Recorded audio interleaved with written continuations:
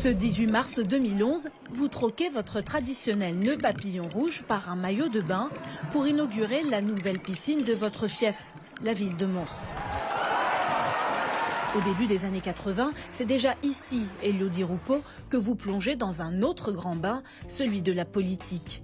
Éducation, économie, audiovisuel, la décennie 90 vous offre vos premières responsabilités ministérielles et à l'aube de l'an 2000, vous prenez la tête du Parti socialiste belge.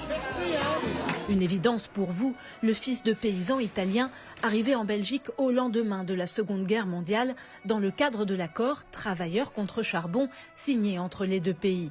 Je suis né à Morlanoué le 18 juillet 1951 dans une baraque en bois peinte au goudron, confiez-vous.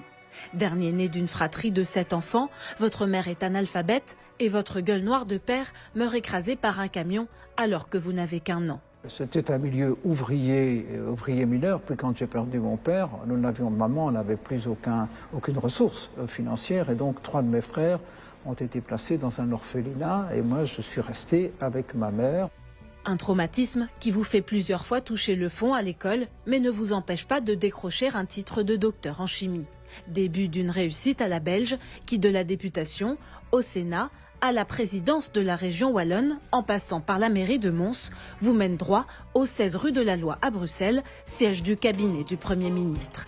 Alors que la gauche boit la tasse un peu partout en Europe, en 2011, vous devenez à 60 ans le premier francophone socialiste à diriger le gouvernement depuis 1974, au terme d'une séquence politique chaotique. Cette année-là, le pays est au bord de l'éclatement. Francophones et néerlandophones se déchirent. Sans capitaine pendant plus de 500 jours, le navire Bruxelles prend l'eau. Le roi vous charge alors de mener à bien les négociations pour le remettre à flot. Mais 18 mois de discussion ne servent à rien et il faut attendre que l'agence de notation Standard & Poor's dégrade la note de la Belgique et que les taux d'emprunt explosent pour qu'en 18 heures seulement, les 6 parties autour de la table se mettent d'accord sur les budgets des 3 années suivantes. Nous venons de conclure un accord institutionnel mémorable d'une portée sans doute historique.